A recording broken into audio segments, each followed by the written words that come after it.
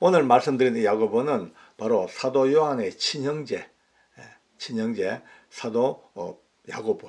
이 야고보는 이제 성령을 받고 이 뜨거운 복음을 어떻게 전할까 막 하다 보니까 눈을 돌린 것이 저 땅끝 나라 스페인.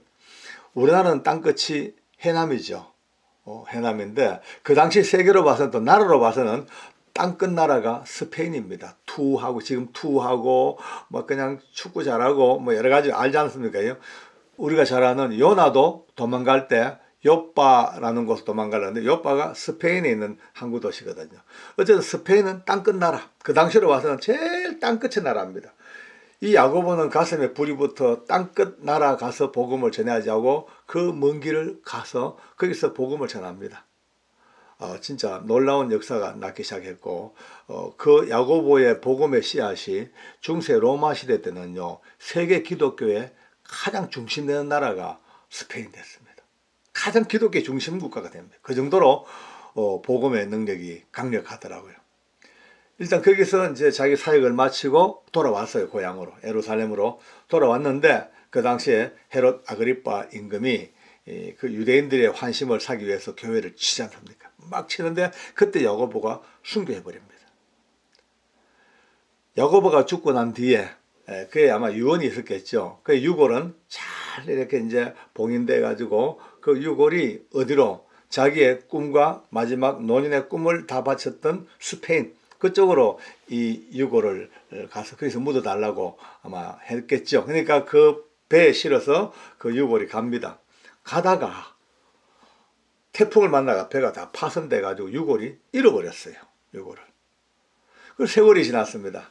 세월이 지난 후에 스페인의 어느 평원이 쫙 깔리는 그 인접한 해안 지역에 야고보의 유골이 둥둥둥 떠내려 왔는가 봅니다. 그것이 어디냐면은 얼마나 아름다운 밤하늘을 가지고 있는지 별빛이 쏟아지는 평원, 별빛이 쏟아지는 넓고 넓은 평지. 그 평지가 콤뽀라는 말이 콤뽀. 별빛은 스텔라. 우리 차 스텔라 차 이게 알고 보니까 별빛이 쏟아지는 스텔라. 그 지방 이름이 콤포스텔라라고 그곳에 유골이 이제 딱 안치가 됩니다. 그러니까 이때부터 이 소문이 나니까 사람들이 몰려들고 야고보의 유골이 여기에 유해가 와 있다니까 막 이게 뭐 점점 해가지고 이 도시가 완전 큰 도시로 형성돼 가지고 지금은 순례자들이 꼭 한 번씩 찾아보는 곳이 콤포스텔라라는 도시를 합니다. 저는 못 가봤거든요. 근데 내년쯤은 한번 가보고 싶습니다. 내년쯤은 제 계획입니다만은 이제 이곳저곳 주님이 그것도 사도들이 다녔던 그 길들을 좀 찾아가면서 그 현지에서 이 영상으로 여러분들께 좀 소개해 드리고 그래 할까 싶은 생각을 갖고 있습니다만은 기도 중입니다. 어쨌든 이 콤포스텔라가 세계적인 이제 도시가 되기 시작합니다. 저는 이것을 보면서 참 놀라운 감동을 받습니다. 살아서는 예수님의 복음으로 피 뿌려 복음 전하고 죽어서는 그 유골이 도착하는 곳마저도 세계적 도시가 만들어지는 이 복음의 능력을 생각하니까 너무너무 감동이 오는 거예요. 우리가 두 번째 만나볼 사도가 안드레입니다.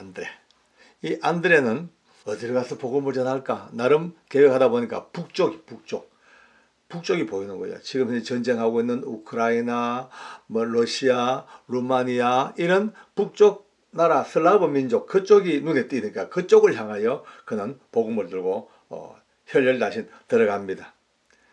열정적으로 복음을 전했습니다. 아마 많은 사도들도 열심히 했겠습니다만 이 안드레만큼 열심히 나라 그러니까 많은 나라들이 말이죠.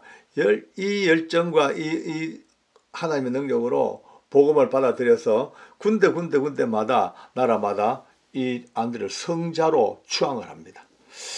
성자 성인 이야기가 좀 나오니까 약간 생소한 말씀 우리가 좀 귀에 거슬리지만은 그 당시에는 어쩔 수 없습니다. 그 당시에는 이 기독교가 이 캐토릭의 시대였으니까 이제 성자 개념, 성인 개념이 어쩔 수 없이 각 나라마다 있기 마련이죠.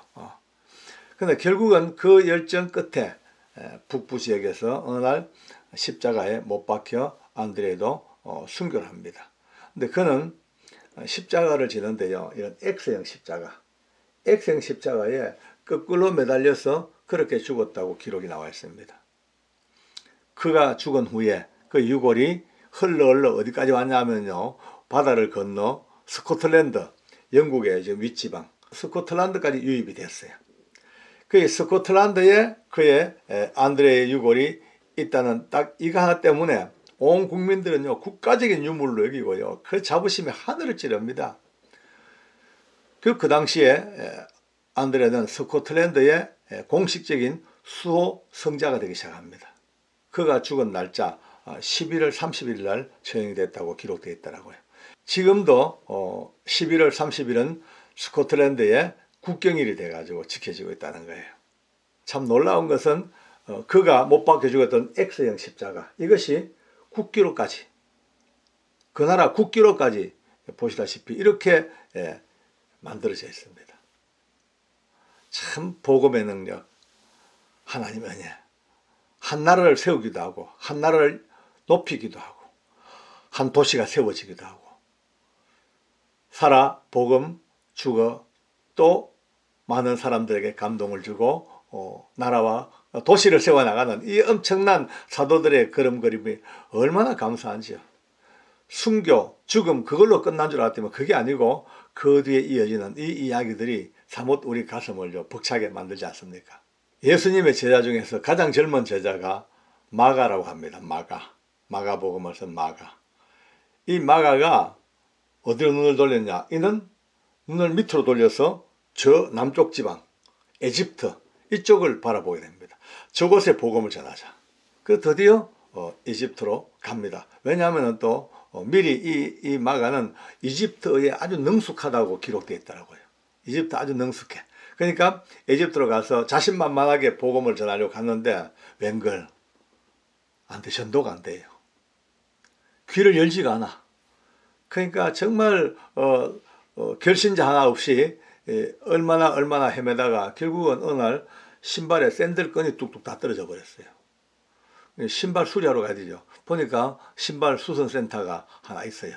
거기 가가지고 신발 수리공한테 이제 신발끈 막 새로 수리하는 그 시간 동안 앉아가지고 복음을 전했겠죠.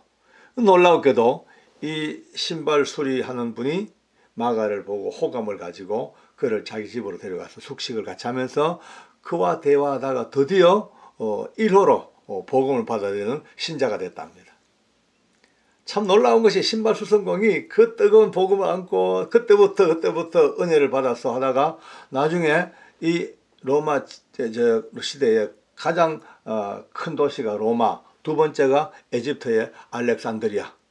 이 알렉산드리아에 교회가 생깁니다. 교회가 생기면서 제일 첫 번째 주교가 되는 것이 누구냐 하면은 바로 신발 수선공이 주교가 됐다는 거예요. 참 사람이 만남의 축복이 이렇게 놀라운 건지 모릅니다.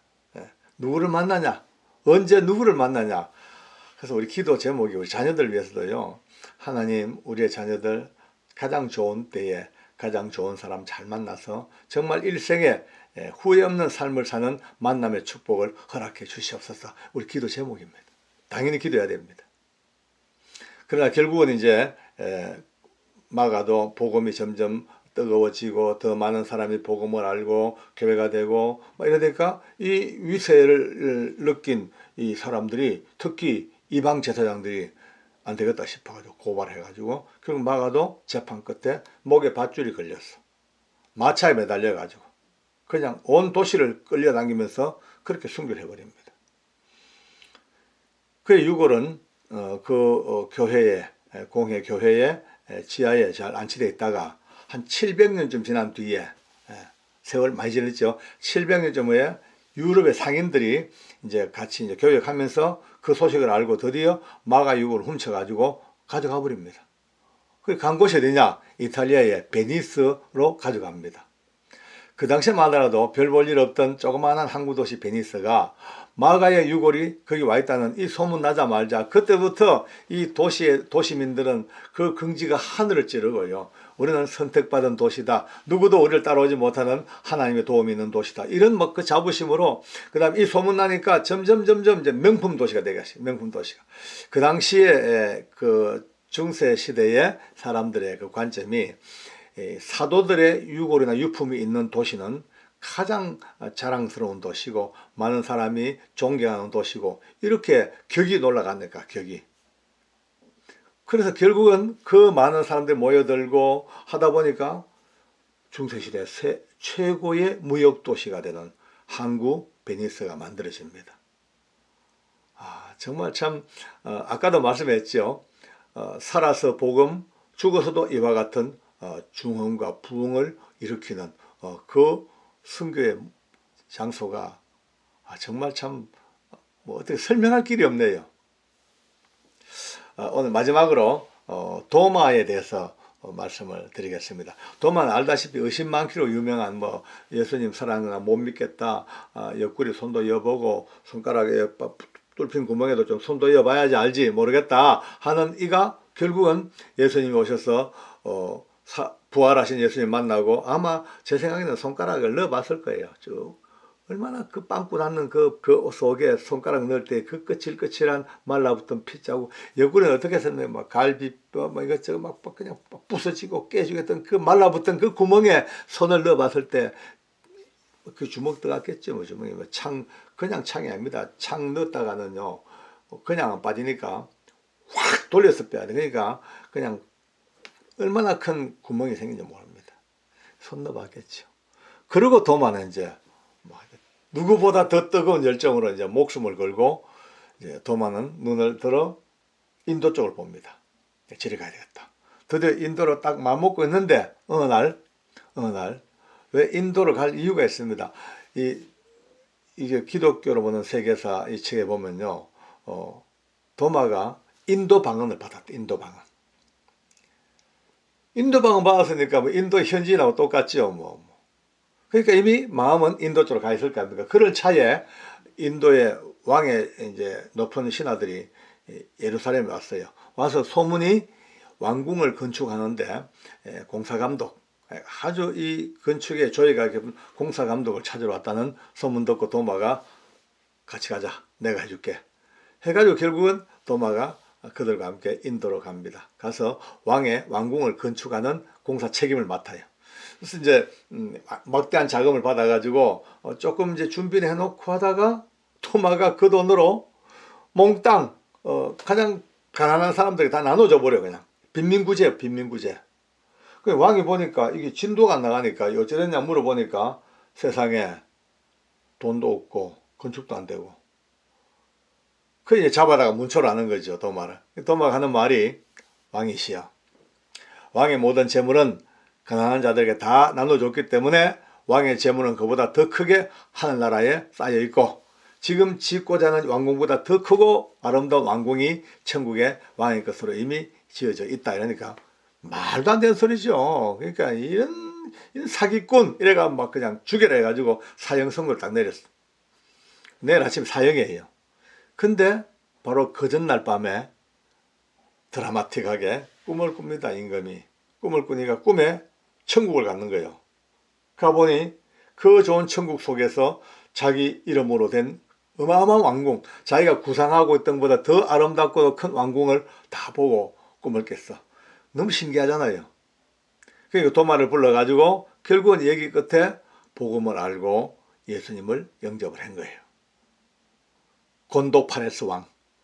근데 이것은 하나의 전설처럼 남아있었는데 세상에 19세기에 고고학자들이 파키스탄 북부 지방에서 유물을 캐다가 세상에 곤도파레스 왕의 유물과 동전하고 그 연대가 바로 이 도마와 같은 연대에 다 발굴되고 역사적인 어떤 고정이 되기 시작한 거예요.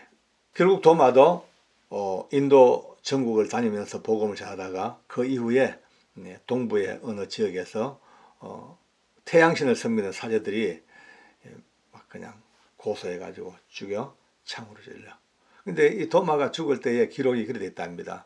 뜨거운 물에 집어넣는데 이 집어넣는데도 안 죽어. 다니엘처럼 불에 안 타 죽는. 그러니까 안 죽으니까 큰 창으로 그 옆구리를 찔러서 죽여버렸대요.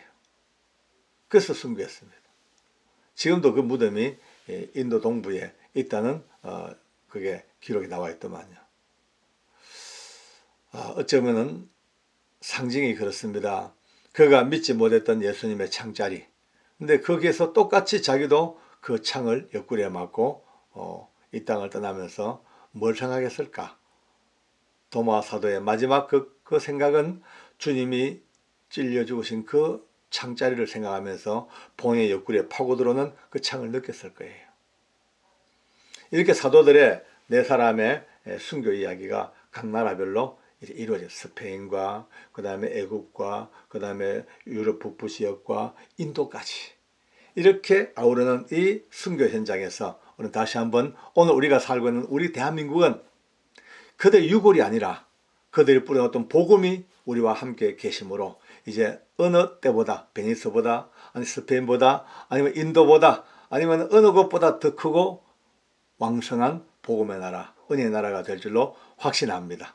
전번에 한번 말씀드렸던 기독교로 보는 세계 역사 그 김동주 목사님이 편집한 책이 있지 않습니까? 그 책을 다시 한번 보니까 거기서 정말 놀랍고도 상세하고도 재밌는 이면의 이야기들이 많이 들어있더라고요. 제가 책 광고 요청받은 것도 없고 저는 김동주 목사님도 알지도 못합니다. 제가 보다가 너무 좋아서 말씀드리니까 혹시나 이 기독교와 세계 역사의 연관성과 그 속에 감춰진 많고 많은 주옥 같은 이야기를 보고 싶은 분들은 꼭 한번 구입해 보시면 좋을 겁니다. 기도하겠습니다. 좋으신 하나님 아버지 감사합니다. 순교의 핏방울 위에서 세워진 교회들, 그 교회 위에 세워진 주님의 이름, 그 이름이 오늘도 우리 가운데 함께 계셔서 너무나 감사합니다. 예수의 이름으로 말미암아 세워지는 하나님의 나라가 오늘 우리 속에 다시 한번 새로워지게 하시고 대한민국, 우리 자유 대한민국도 하나님의 은혜 속에서 더욱더 풍요롭고 왕성한 하나님의 복음이 이루어지는 큰 역사 속에 이 나라가 세워지게 하여 주시옵소서. 어떤 세력들도 흔들지 못하고 하나님의 거룩한 영광에 함께하는 복된 나라 될 수 있도록 축복해 주시고 이 사도들의 눈물과 피와 저들의 열정으로 땀으로 세워진 이 걸음걸음 속에 오늘 우리가 다시 한번 들어가기를 원하오니 하나님 그렇게 역사하시고 우리 모두에게 긍휼을 베풀어 주옵소서. 감사드리며 예수님의 이름으로 기도합니다. 아멘.